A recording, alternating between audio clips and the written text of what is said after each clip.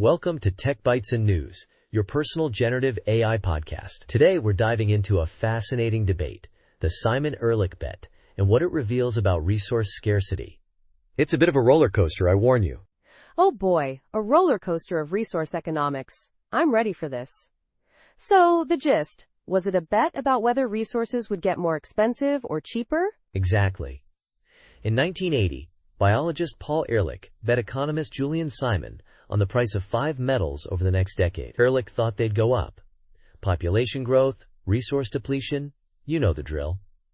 Simon, on the other hand, bet they'd go down, betting on human ingenuity and innovation. A classic David versus Goliath, except with chromium and copper. And who won? Did Ehrlich's doomsday predictions come true? Nope. Simon won. All 5 metals, chromium, copper, nickel, tin, and tungsten, became cheaper by 1990. But here's where it gets interesting. Interesting? I thought that settled it. Simon was right, Ehrlich was wrong, case closed? Not quite. The analysis goes way beyond that initial decade. The article looks at price data since 1900. It turns out Simon got a little lucky with his timing. Some of those metal prices fluctuated quite a bit in the lead-up to 1990. The long-term data paints a more nuanced picture.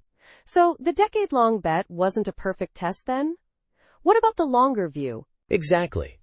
Looking at the whole century, the long-term trend shows that prices of these metals haven't changed dramatically despite a massive increase in production. We're talking 40 times more copper and 250 times more nickel than in 1900. Whoa, that's counterintuitive. More production, but not much price change. So what's the takeaway? Does that mean Ehrlich was completely wrong? Well, it supports Simon's view more than Ehrlich's. While prices fluctuated, the overall trend shows remarkable stability. This suggests that human ingenuity in finding and producing resources has kept up with demand, even over a century. It's a testament to human innovation, really. I see. So it wasn't just luck for Simon. It reflects a broader trend of resource management and technological advancement. But wasn't Ehrlich's argument about long-term scarcity? This seems to suggest otherwise. You're right to point that out. The original bet was a flawed test because it focused on a short time frame. Ehrlich's argument was about long-term trends.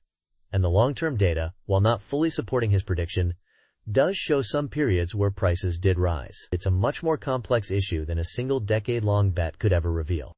So it's more like a long-term game of cat and mouse between scarcity and human ingenuity. A fascinating and somewhat unsettling game, at that. Precisely. And that's why this analysis is so valuable. It shows that simplistic bets about resource scarcity can be misleading. We need to look at the bigger picture, the long-term trends, and acknowledge the complexities of both resource availability and human innovation. This has been really enlightening. Thanks for breaking down this complex topic. My pleasure. And to our listeners, thanks for tuning in to Tech Bites and News. Join us next time for another fascinating exploration of the data-driven world. Goodbye. Bye-bye.